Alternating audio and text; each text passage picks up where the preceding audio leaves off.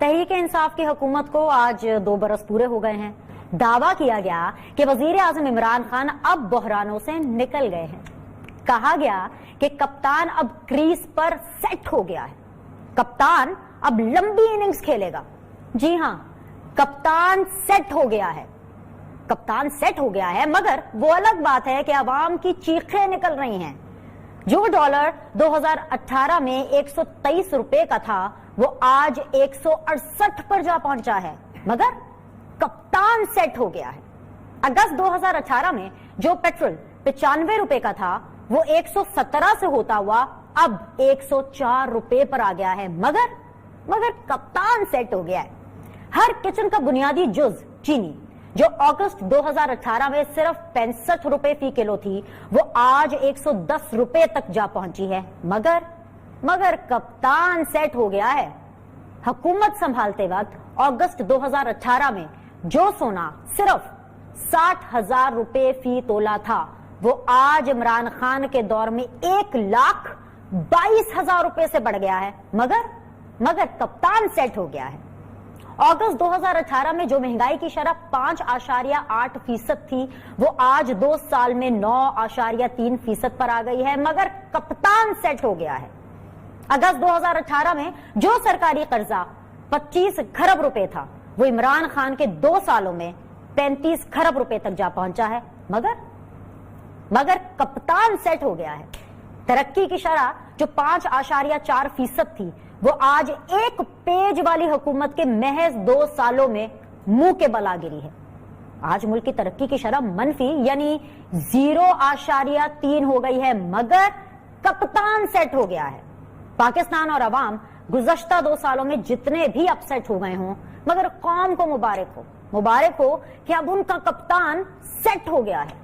2018 का पाकिस्तान बेहतर और मुस्तहकम था या आज 2020 का पाकिस्तान ज्यादा खुशहाल है, इसका फैसला नाजरीन हम आप पर छोड़ते हैं। सीधा से सवाल सर आपके सामने रखूंगी, ये जो आज आप लोग इतनी तारीफें कर रहे हैं, जिस तरीके से इतनी खुशामद की गई प्राइम मिनिस्टर इमरान खान साहब की, डेस्क बजाए गए, तालियां बजाई गई, ये मेरिट पर थी कि आप लोगों की परफॉर्मेंस बहुत अच्छी है, या फिर वो दिमाग में था ना कि शुक्र है 2 साल तो हमने पूरे कर लिए, वो टेन्योर से रिलेटेड थी, इसलिए इतनी ज्यादा खुशी और पुरमसरत ख्वाहिशात का इजहार किया गया?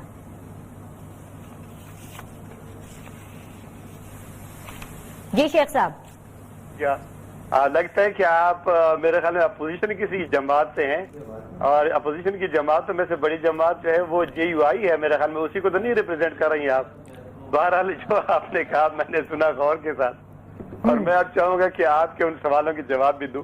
दे बेशक आपने जो बात शुरू की, कप्तान सेट हो गए, इमरान खान बिल्कुल अपनी जगह पे अब अपने पांव जमा चुके हैं अल्हम्दुलिल्लाह। अब देखिए, आपकी जो बात का महवर था, जो आपने शुरू की और जहां पे आपने खत्म की, वो महंगाई के ऊपर है।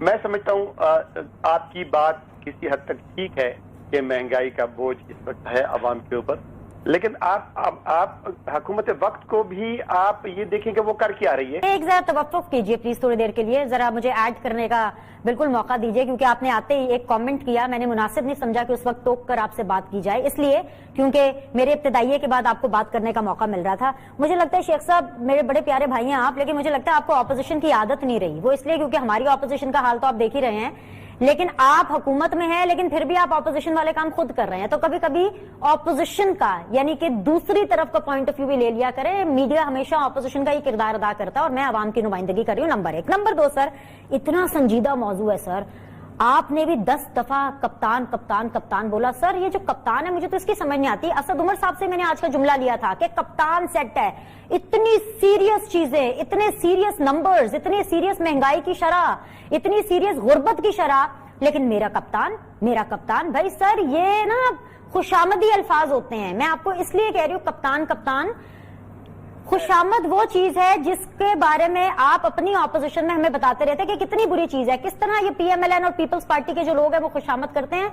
आज कैबिनेट मीटिंग में एक शख्स, एक MNA इमरान खान साहब को ये नहीं कह सका कि सर आप शायद कुछ गलत भी कर सकते होंगे जो ये हालात है।